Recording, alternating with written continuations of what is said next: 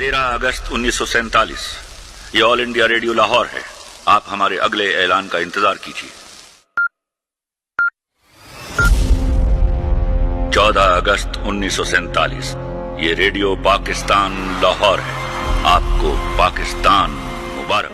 پاک سرزمین شاد باد.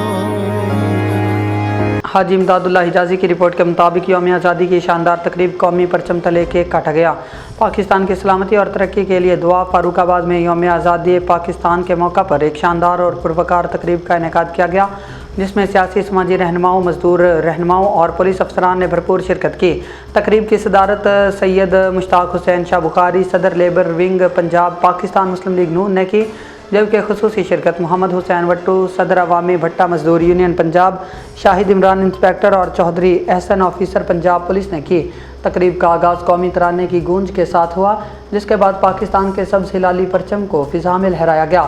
شرکاء نے ملک و قوم کے شہداء کو خراج عقیدت پیش کیا اور تحریک آزادی کی قربانی کو یاد کیا. بعد ازاں یوم آزادی کا خصوصی کیک کاٹا گیا، جس میں پاکستان کے پرچموں کے رنگوں کی خوبصورت جھلک نمایاں تھی.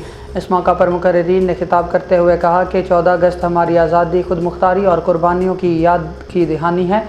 انہوں نے اس عزم کا اظہار کیا کہ وطن عزیز کی ترقی، خوشحالی اور استحکام کے لیے ہر سطح پر اپنی خدمات جاری رکھیں گے.